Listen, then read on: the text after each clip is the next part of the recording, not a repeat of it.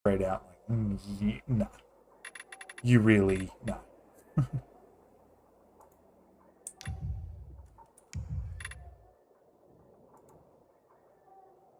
I did. So look, okay, I'm gonna talk about.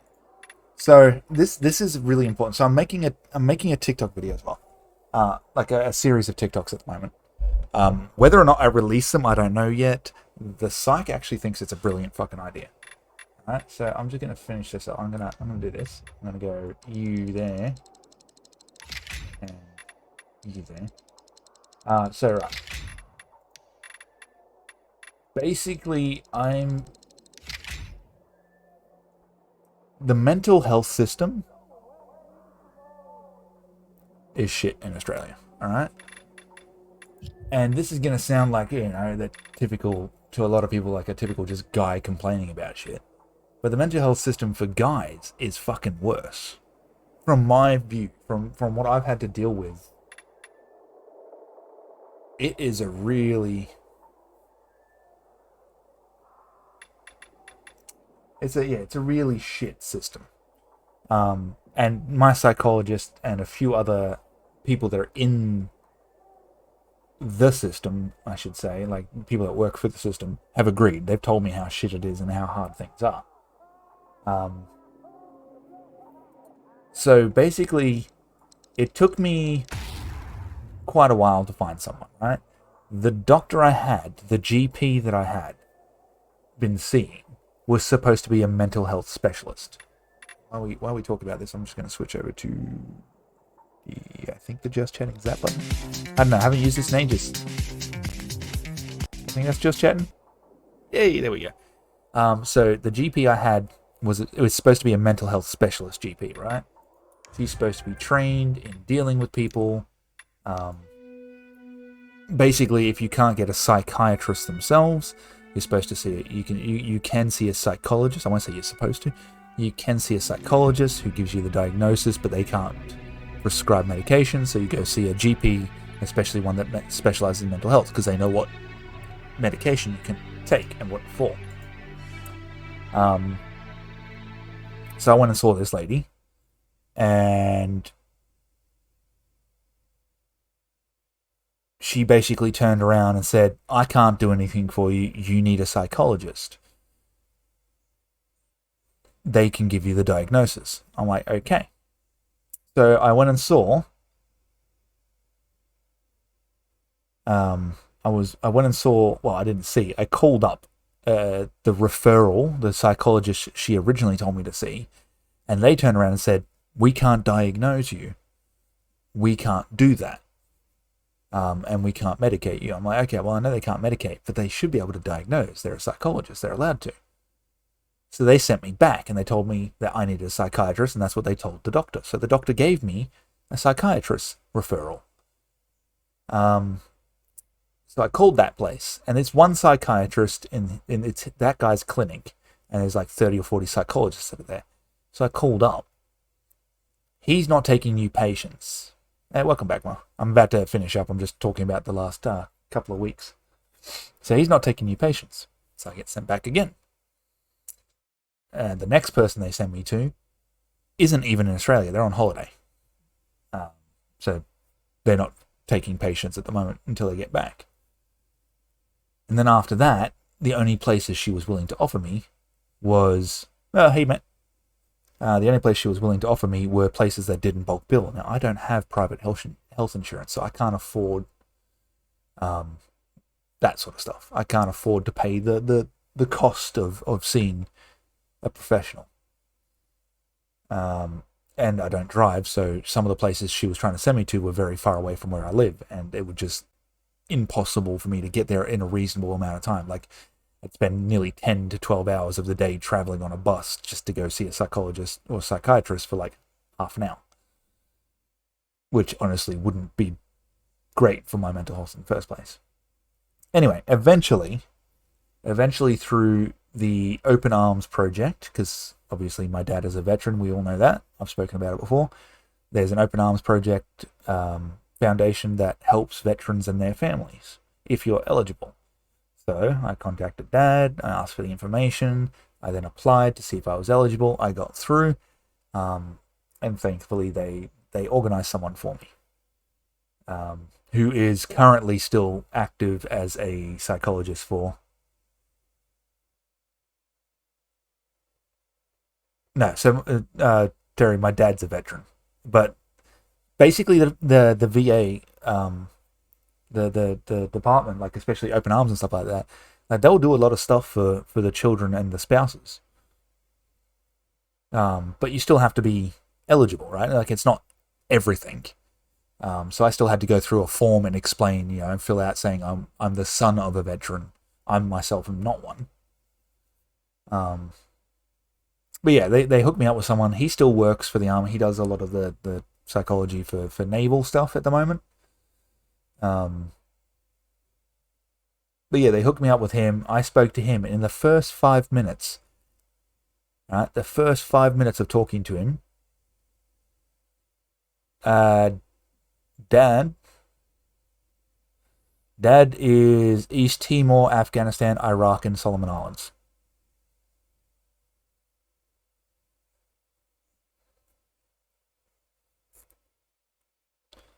Uh, yeah, he's not that old. Yeah, he's retired now, so he's a little less busy, although he still helps out, consulting. Anyway, so yeah, within the first 5 minutes of talking to this guy, my first session with him, he notices that I'm skittish. He knows that there's something wrong. So he gives me a bunch of tests to do. He's like, look, I'm pretty sure something's wrong. I need you to do these tests. So I did them. He's like, okay. Now I'm nearly 100% sure that it is bipolar. But I'm not going to just throw that label on there. He's like, I just want to do one more thing. So he sent me away for a couple of weeks. And basically I had to write out a journal. I had to think about not only just stuff that has recently happened, but stuff that's happened in the past that were examples of extreme behavior. And there was a lot of it. Like I sifted through a lot. I've been for like since this whole thing started, I've been going back through my history, looking at shit that I did when I was younger, and just being like, holy crap, that's so much explained right now. There's a lot of shit that just makes more sense now when I think about it. And even he's agreed with me after today. That's the same deal. Anyway, I did that. I came back to him, and in the second session, he was like, yep, that's it, 110% now. The cyclothemia diagnosis is bullshit. You are bipolar 1, moderate to severe. You need help. Is pretty much it. So we talked about it. Now he's going to help me. He's my talk therapist now. All right, he's a cool dude. It cost me nothing because it's a veteran affairs thing. But yeah, he's a really cool guy. He's he asks a lot of questions, but he's like, yep, okay, now I can't prescribe you anything, but we're going to work together on a plan. He's my talk therapist. We go over a lot of shit that's going through my head all the time. Like the talk I had with him today is just insane. That was that session. The third session was organizing the referrals and stuff to make sure that I was getting the help I needed, medically and biologically, so for medication and stuff. So he wrote a letter with my diagnosis to the original doctor, the first doctor I went to. All right. The person who originally started this whole thing, saying I need a diagnosis if I want her to help me. And I went back and saw her earlier this week. And I walked into that clinic and I just felt like the way the staff were looking at me, the receptionists and stuff, like something was up. And I was a bit shaky, and I was obviously already anxious and nervous because like I'm trying to get myself back on track. I'm trying to fix things, right? And then I go in, She doesn't ask me how I've been. It's been several weeks. She's supposed to be a mental health. I will repeat that. She's supposed to be a mental health focused GP. All right. She's not just a doctor. She's supposed to be a doctor that understands and is the doctor that you go and see when you have a mental health issue. And she didn't ask me how I'd been. She didn't ask me how I was feeling. She just asked me why I was there. So I brought up why I had been there before. It'd only been several weeks. I handed her the sheet with the diagnosis.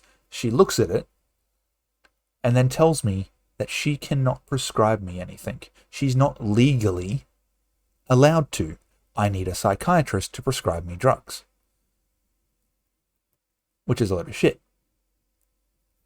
She is a mental health GP. She can legally prescribe drugs. Like the ones that I got from a GP. Not even a mental health GP, a GP. So she basically just keeps giving me excuses. It's not red tape. It's not even red tape. It's nothing to do with red tape. It was her thinking I was a junkie and not willing to take the risk to damage her career and her name, even though I had already been there before and she knew that I was seeking medical help. So she basically said, no, there's nothing I can do for you. You need to go to the hospital. So she wrote a letter to the hospital. She didn't tell me whereabouts in the hospital I needed to go. She just said I had to go to the hospital. And she sent me on my way. That was it. I was obviously already worked up like crazy. I get to the hospital and I get put in line. Now, there is someone ahead of me. I'm not going to talk. I've spoken to some people about the detail of this. I've spoken to my psych about it. I've spoken to my parents about it. There was someone ahead of me who was also seeking medical attention. All right? Mental medical attention. They were younger than me and a different gender. They got whisked away instantly. And there's not a diagnosis, right?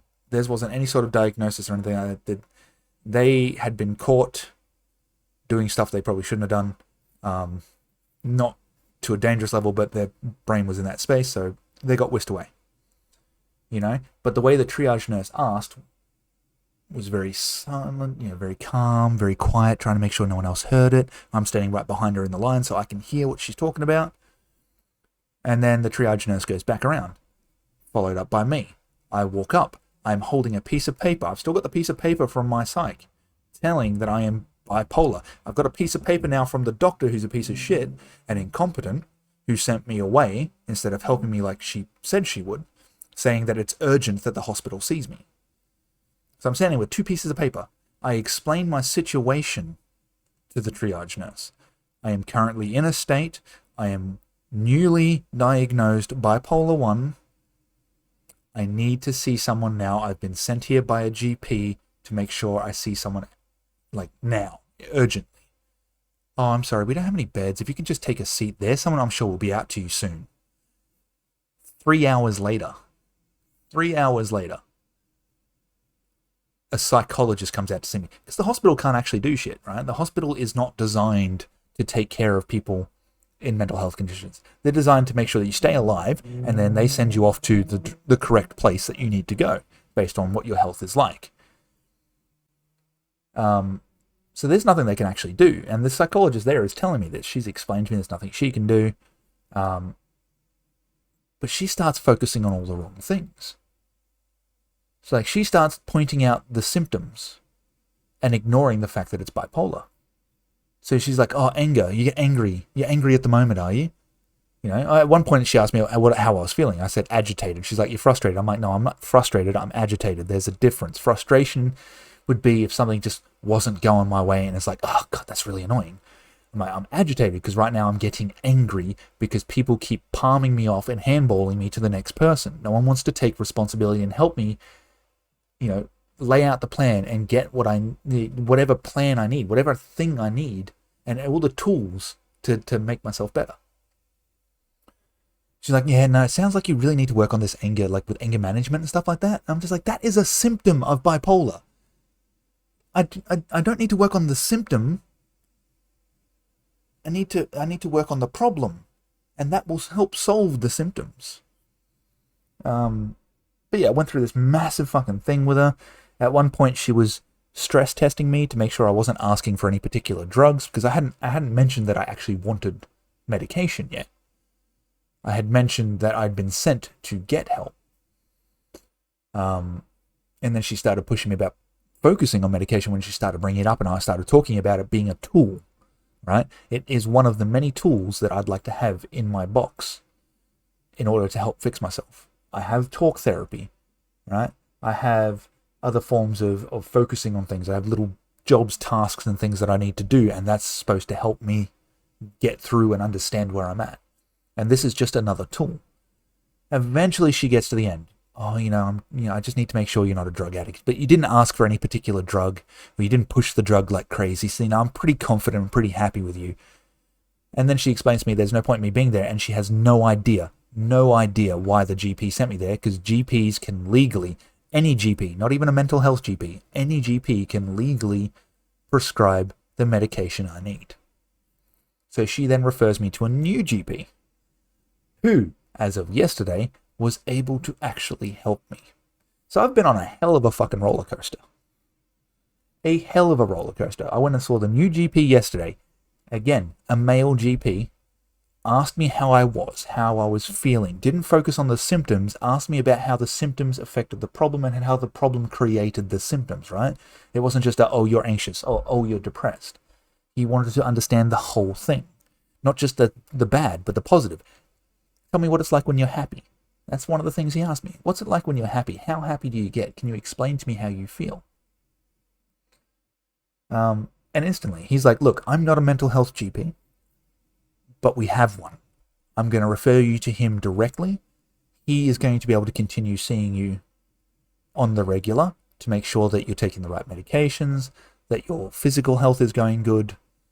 He'll become your regular thing. But for now, here is what he can. He prescribed me my first set of trial meds. But that's all it took, and I just kept getting palmed off, because I understand the suburb I live in is full of dodgy people, right? Dodgy people trying to get drugs however they can. I understand that. That's cool. I get that they need to be cautious. But they're not just being cautious, they're fucking with people's lives. Like there was a point where I was sitting, and I've explained this to my mum, and I've explained to a few people. There was a point, I probably wouldn't have done it, but there was a point where it legitimately went through my head. The only way I'm going to get any motherfucker in this hospital to stop and pay attention to the fact that I'm having a complete and utter meltdown is if I walk out there in front of a car as it pulls up to the emergency room. If I walk in front of a car, I guarantee some motherfucking doctor or something's going to come see me. That's how bad they let it get. And they just constantly dismiss. And I understand that at the moment there are a lot of people that have depression and anxiety. Not manic depression, not severe anxiety, not biological. It's environmental, as it was explained to me. It's to do with everything that's been going on. I understand they need help. But there's just... the system's not built for it. The system's not built to help people that have been in the situation that the world's been put in now, as well as people that are biologically, chemically messed in the head. Which, as it turns out, I am one of. And yeah, it's just a fucked system. It really is. It took me so much longer. I did everything I was asked while trying not to have a complete and utter fucking meltdown. And every time I got pushed further and further, At one point, one of them, I'm not going to say which one, told me, it was one of the useless ones, I will say that, told me that I was basically, just kind of overreacting. That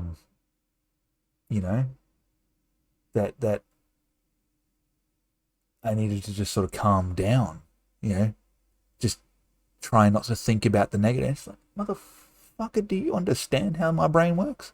You're supposed to. I'm supposed to come to you to find it out. And you're telling me that someone that's chemically unbalanced just needs to be a little bit happier. How fucking stupid do you need?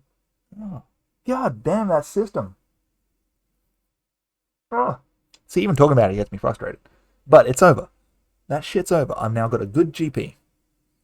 I have a great therapist. I got every tool I need, and I'm going to get back on fucking track. And that's what's going to happen. It's to the point where someone actually asked me, like my therapist asked me, I will say, like part of the other thing about the system, at my age, I'm going to say at my age because I don't know what it's like when you're a bit older, but at my age, without physical disabilities, without being, I mean, I understand it's hard for veterans and stuff like that as well. I know my dad's gone through some trouble with the red tape and stuff for him. But at my age, basically a lot of the system is designed, right? When they look at me, they go, okay, it doesn't matter if he is mentally unhealthy. It doesn't matter if he has a biological disorder that he cannot help. It doesn't matter that it's moderate to severe and that it does make his life difficult. We can't see it. And because we can't see it, he'll get over it. It's not a real disability. And I have heard this since I've started trying, like I've joined a bunch of groups, right? Obviously it's one of the things I was told to do, right?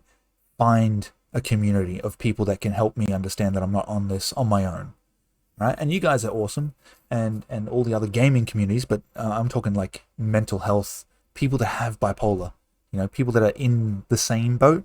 Every mental health is different, but they're in the same boat roughly as me, even if they're holding a different oar, if that makes sense. But every last one of them, just like, yeah, they can't get any sort of help from the government, really, because it's not visible, it's not tangible to the government. Mental health is not something that can, be proven basically on a physical level. So it's harder for them to agree with someone like, yeah.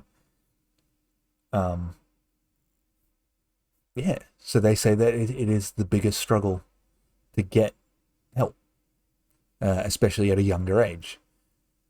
I'm just going off what I've been told. I mean, and what my experience has been so far. I don't want to be on some sort of life benefit. I don't want that shit. I want to have a job. I want to have stable income that I have earned myself. It is the way I like to be. It's the way I like to look at things. I've already been told that I can't return to hospitality. That was part of the thing that I was told today. There is no chance I'm allowed to go back to hospitality. It is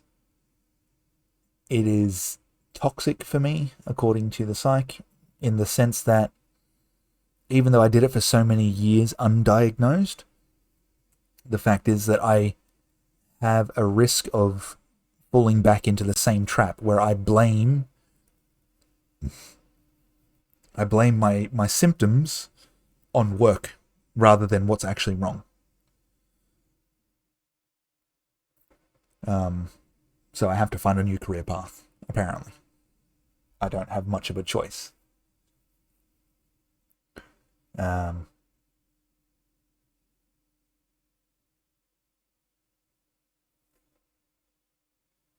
yeah, it's been a hell of a fucking ride. I will say that. It's been a hell of a fucking ride. I have personally chosen I've known female psychologists. I didn't go see them because I know them on a personal level. I'm talking about any hospitality. I've been told I am not allowed to go into hospitality. Whether it's waiter, chef, anything.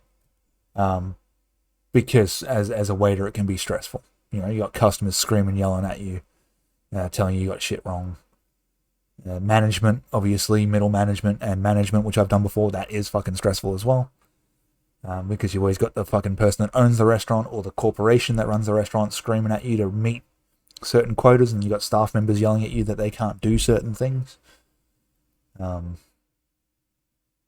I've done it for every position I've ever been in. Whenever I've felt certain ways, I've blamed.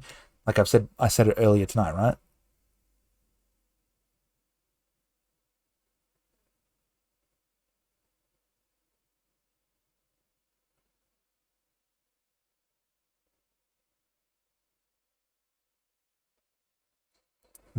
Yeah, I said it earlier tonight, right? There have been times where not just alcohol fueled, chefing shifts. But chefing shifts where I have been most definitely more agitated, aggressive. Like there were times where I made Gordon Ramsay look like Jesus. All right? There are times where if you had seen me and Gordon Ramsay both going off, right, you'd assume he was some sort of evangelical fucking pastor who'd just come out of a church, no matter what words came out of his mouth, no matter how he behaved. Because there were times where, when I was a younger chef, I was a very angry and violent person, to a ridiculous degree. And in my head, when I was like that, I would blame work. Right? It's a stressful job. That's a stressful job. It's the job's fault. That's it. I'm overworked. I've got too many fucking orders coming in. You know, too many people expecting me to do all the fucking work. I worked at a small burger joint, all right? So I'm gonna say the name of the burger joint for the Australians here. Some of you guys know it, some of you guys don't. Grilled. I worked for Grilled. You off, Terry? I'm sorry, I'm going on a rant at the moment. I was supposed to be finishing up. But I worked for Grilled, okay? So this is a good example of one. This is a very recent-ish one. Oh, what's with the... Oh, you're saying hello with the tentacles. Sorry, Zara. I'm on a rant. Once I'm on a rant, I'm kind of... You've never heard of Grilled? Jesus.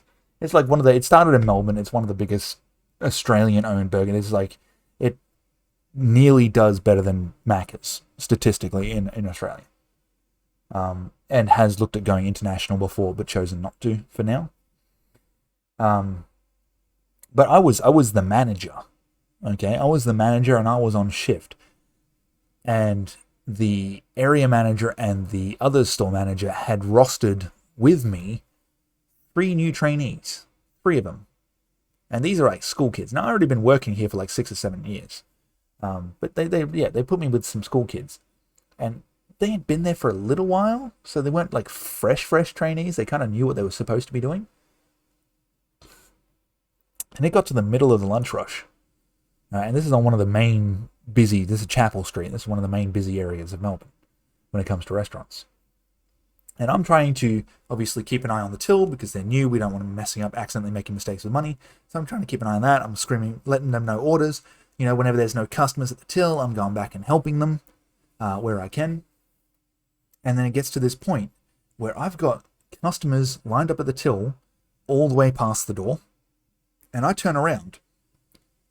The kid that's supposed to be cooking the burgers on the grill, not there. No idea where he's gone. Didn't ask me, didn't tell me. The kid that's supposed to be putting the burgers together, like all the buns, the salads and stuff like that, at the dressing bench, not there. Don't know where he's gone.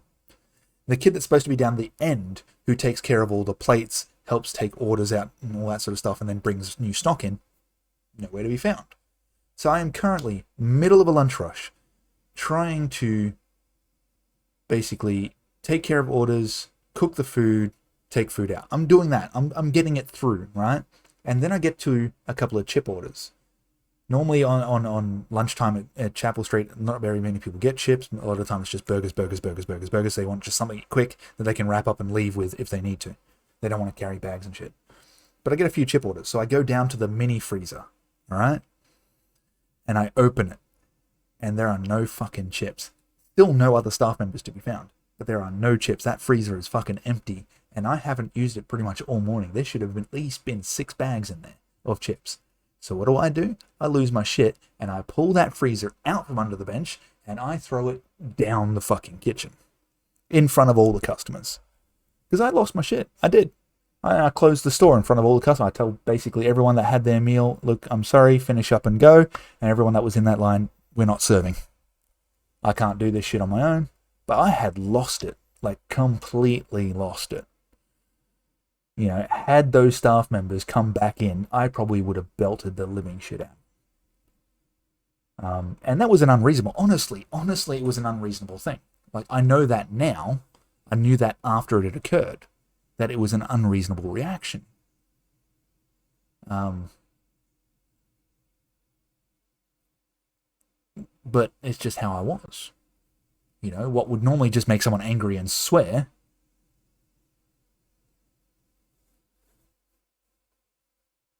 Um, Two of them had actually gone out the back for a smoke break and hadn't realized that they had to sort of, because they didn't realize the lunch rush was about to like really start. Like they were new again. I can as an older person now I can understand. I've probably made the same mistakes in the past. When I was first working, especially going to new restaurants and shit like that. That's why when I used to go into new restaurants, I used to tell people like treat me like I'm the newest person you've ever met. Forget how many years of experience I've got in restaurants. Treat me like I'm the newest person you've ever met. You know?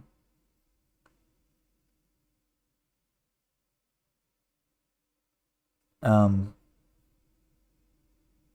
yeah, two of them had done that. One of them had gone off to the back kitchen to wash dishes.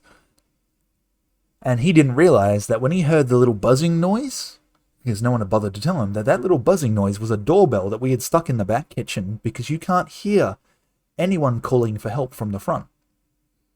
So he was in the back prep kitchen, which is like down the other end of the bloody building, washing dishes, thinking he's doing the right thing. So I had to forgive him. 100% had to forgive him. The two that went for a smoke pissed me off, but again, they went out for a smoke, and I remember, in their head we had everything under control.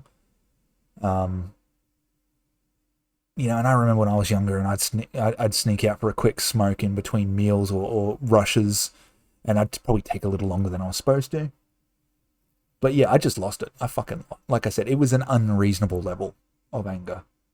To the point where they did send someone down from the head office to have a serious talk with me, and I almost lost my job then. But because I had worked for the company for so long, I was lucky enough to get off with a warning. And I'm pretty sure they knew something was kind of wrong at that point. But I wasn't open about it. I wasn't diagnosed at that point. There's been a lot of, like I said, there's lots of things where I can look back in the past and I'd be like, holy shit, like, it's just, it makes so much fucking sense. It does. And now I have a name, and with that name comes the ability to plan, and with that plan comes the ability to get back on track. And again, the psych that I've got, there's a reason I appreciate this dude, right? I can't speak highly enough of this guy. He's told me you need to do what you need to do with every tool you can, but never do more than you need to. He's told me to be very careful when I get medicated. Right? He's told me, like, me and him are talking. He can't medicate, but he's allowed to have an opinion. But we've spoken about it, and he was explaining, like, one of the things that I need to be careful of is what happens if I see just a straight up psychiatrist, especially in some of the systems with bipolar. They like to over medicate, right? Start at the highest dosage and maybe bring it down if things aren't working out. And he's like, that's where you need to be careful, because they turn you into a zombie. So he's running me through what is likely going to happen, right? They're probably going to keep me on these for a little bit. These are for the mania. The pills I have currently are for the mania. The talk therapy I have is for triggers and for depression. However, it cannot cure. Talk therapy does not cure. It helps me manage and control. Which means at some point, especially considering the manias, I might need antidepressants, because they're also not just for the depression, but they also help me sleep. And I haven't slept properly for probably 4 or 5 days now. I think I get like maybe half an hour's sleep if I'm lucky a night. Some nights I don't sleep at all. I just lay in bed and pretend I'm asleep for the fun of it.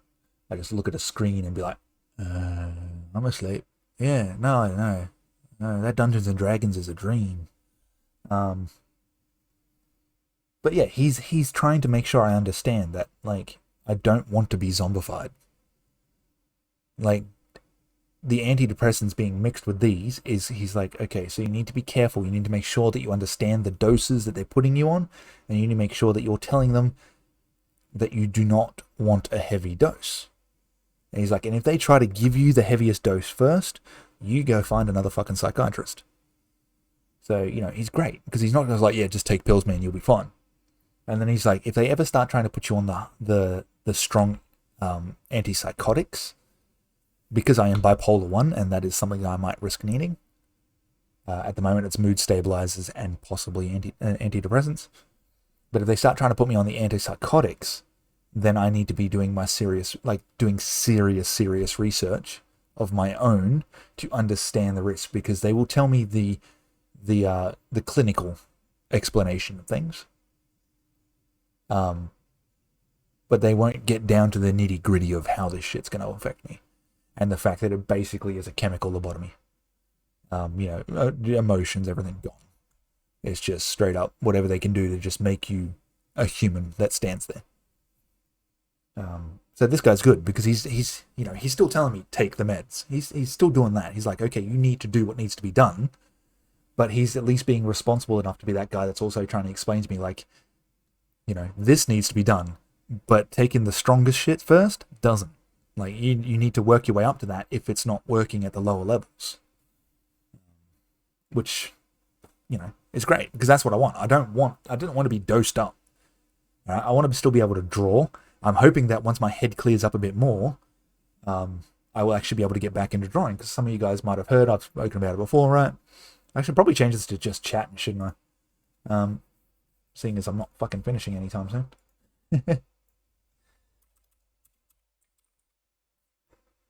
Boom. There we go. Just changing it up. And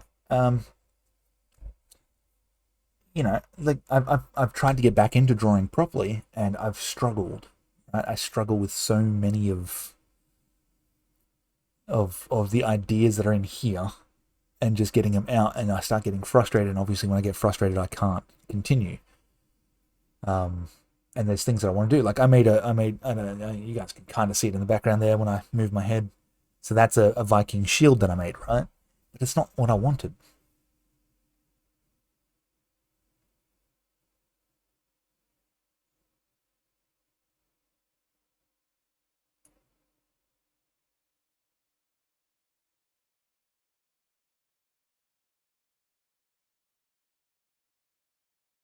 Yeah, exactly.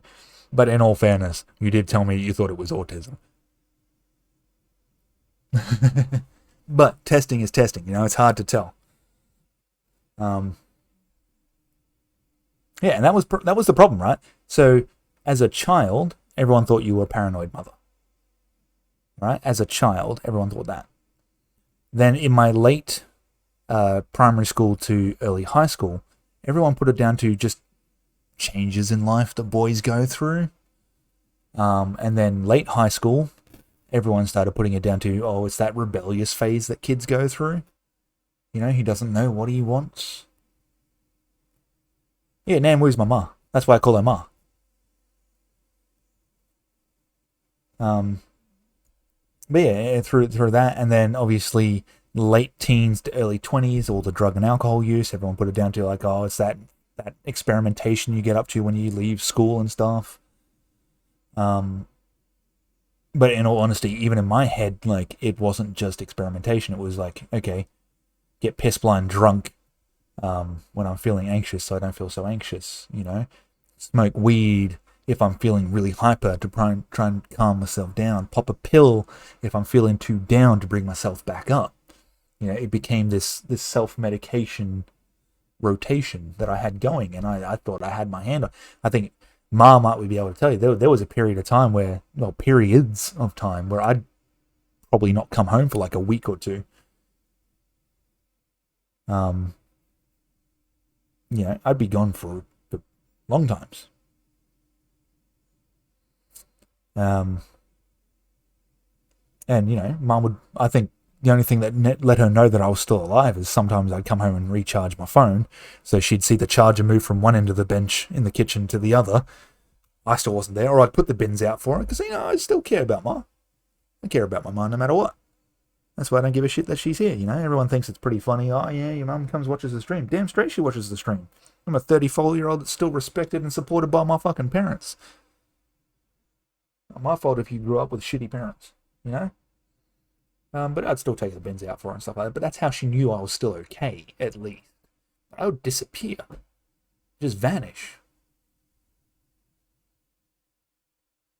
For weeks on end. I'd be out partying, drinking, just whatever I could to make myself feel better.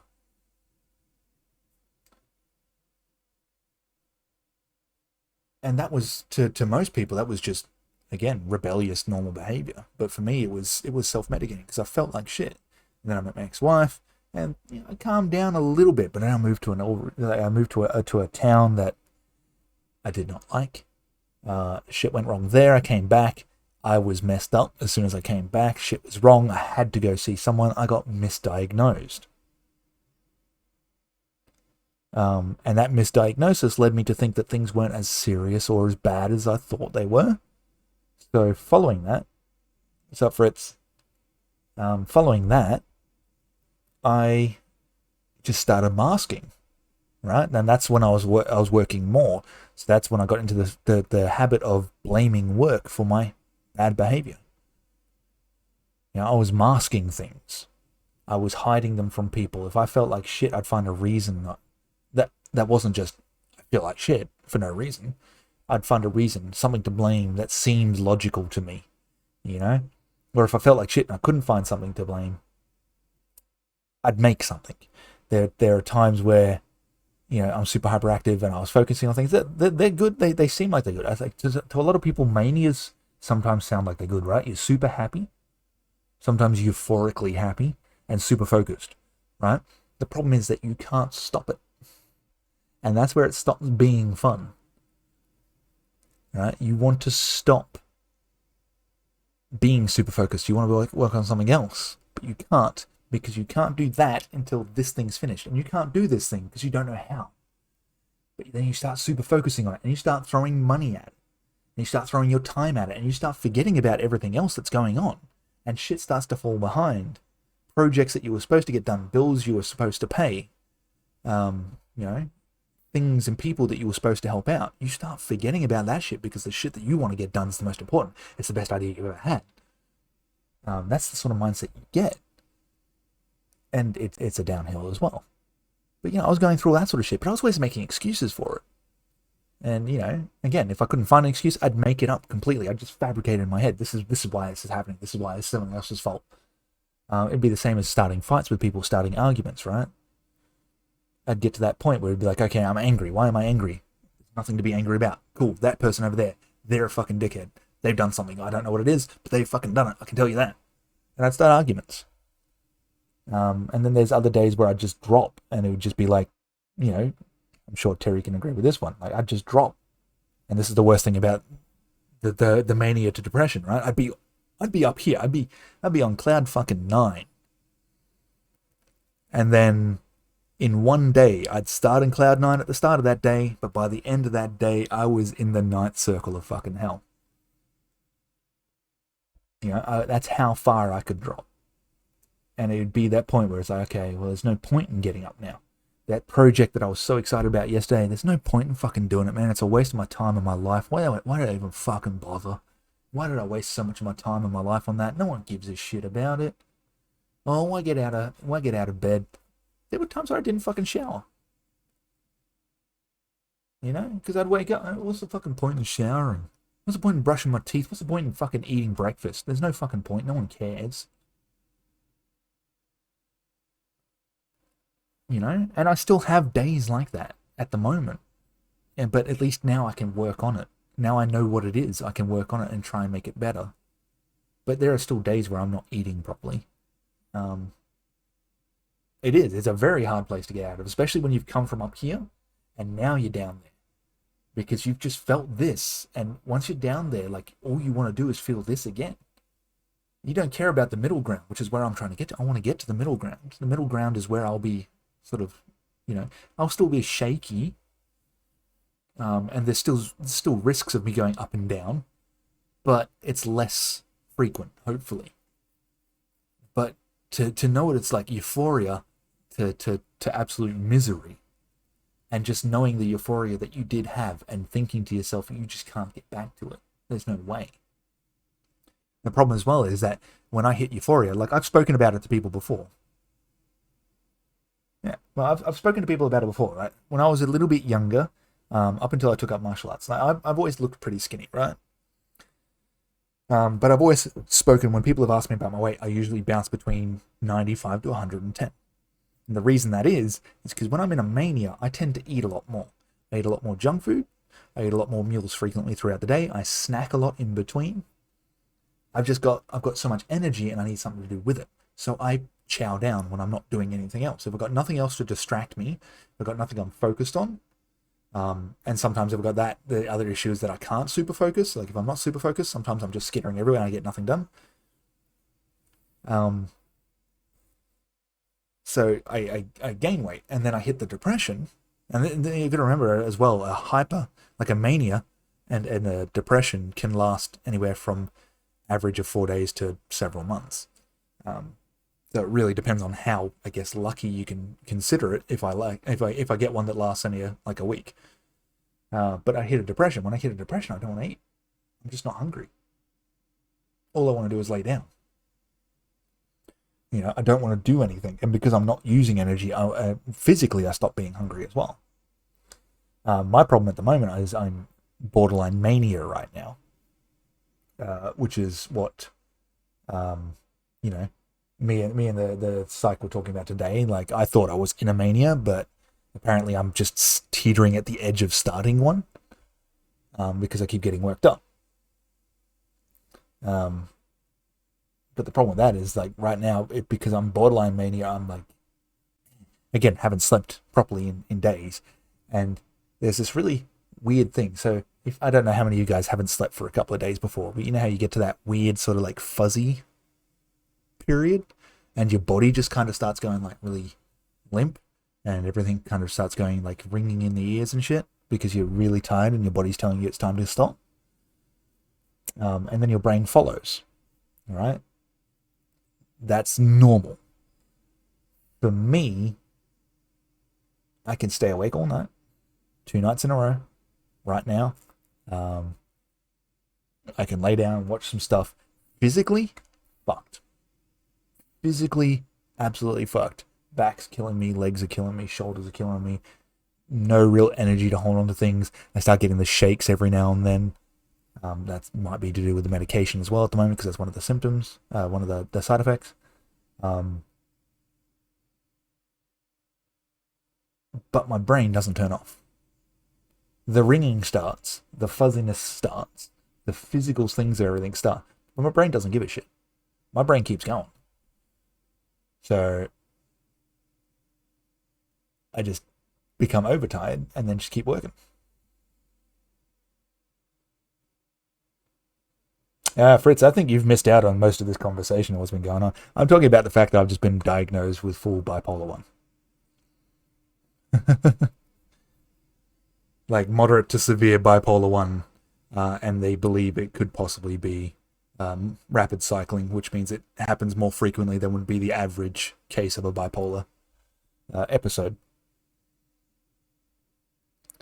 So yeah, I'm trying not to make fun of it too much. Like I've still got to have a sense of humor, so obviously it's the same reason why I still refer to it when I'm talking to my psychologist sometimes. Again, I don't like the whole neurodivergent terminology and stuff like that.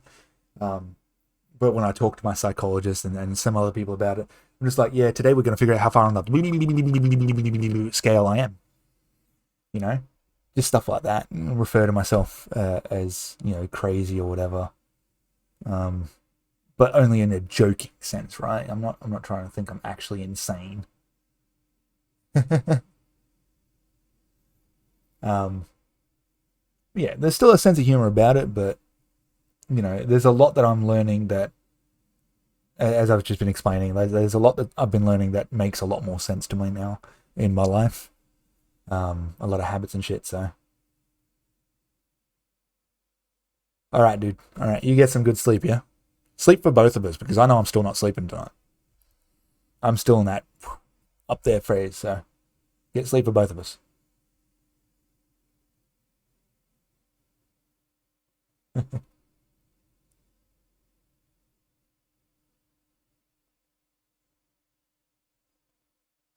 Yeah, like I was just talking for it. It's like it's much it's it's a relief.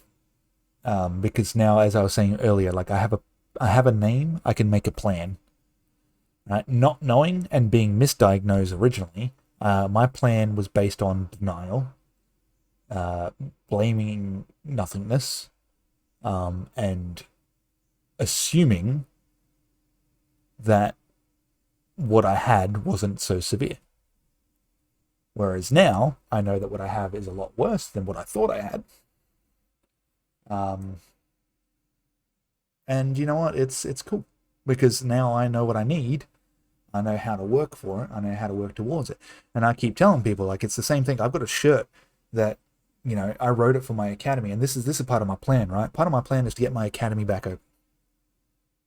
I don't know financially if I'm going to be able to pull it off straight away, but that's part of my plan. Get my academy open, ready to go again. All right. Step two, well, step one, two, all right, is kind of the same steps together, but it's academy open, get my stream up and running again with guidelines, right? There are going to be times where I'm not running this camera. There are going to be times where it's just going to be the game. No, none of my face because I just can't fucking deal. There's going to be times where I cut out the streams early because I just can't fucking deal. And people are just going to have to get used to it. So get the stream back up, right? Get the academy back up. I've got personal stuff that I've got to take care of, but that's all part of the plan. It's to keep me focused on certain things. I have a project I am working on that I am hoping will help other people that have dealt with my shit that I've had to go through in the last few days, which if you want to figure out what that was, you're going to have to wait until I finish the stream and then scroll back about an hour ago when I went on a fucking rant about the shit I just had to deal with for the last few days. But the plan is to try and help people because when I went looking for resources for help, it was a struggle. Alright, I love you both. Tell Dad I love him. But the plan is in motion. I've got my meds. I've got my psych to talk to. Right? I've got my guide laid out. I've got sheets to fill out. I've got things to track. Alright? And the dude nothing is coming back. Yeah.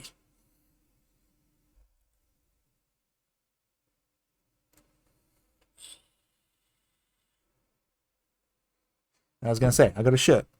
Alright? And that is the ultimate shirt. It is the shirt that has... I've looked at it every morning since this shit started, since I started trying to sort this shit out. And it is a very simple saying.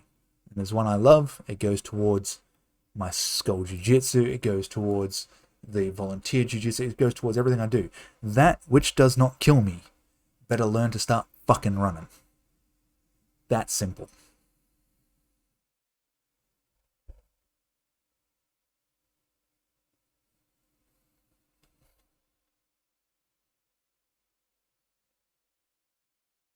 Alright, guys. I'm going to end the stream because I said I was going to end it a fucking hour ago. Alright? I am happy to see you all again. I really am. There is one thing I keep bringing up in my psych sessions. It is this community. Like you guys really did. I mean, I've said it before in the past, and yes, I know I've been through a lot of shit. I hit a lot of shit from you guys. But this community is one of the things that helped me keep going. You guys were open. You guys always listened. You're always willing to talk and tell me your problems, which did help me feel like I wasn't just dealing with my own shit all the time. And you've, been fucking awesome in understanding of the crap that I've had to go through and the fact that I had to disappear for a little bit. Yeah, I fucking appreciate you guys. I really do. Alright? But we are back. We're coming back. We're coming back fucking hard. Yeah? Some things are going to change. Some of the things that I was originally going to change before I finished, they're not going to change. But it's all like, I'm not going to give deadlines because I don't know. Yeah? I don't know. I can't make promises I can't keep. So I'm not going to make the deadlines. I've got things I want to work on, and I'm going to work on them in my own pace. Alright? And if I need help, you know what? I'm going to ask you motherfuckers for help. And if you can't help me, that's cool.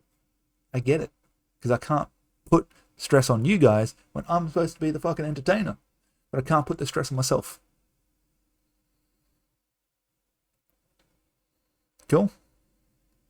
Sound like a fair deal? I think it's a fair trade. I sit here and be sexy, and you guys just get to sit there and chill the fuck out.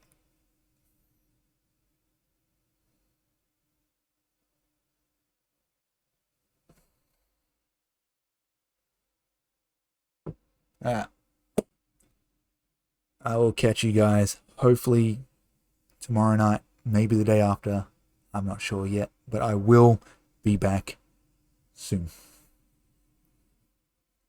Have a good one, guys.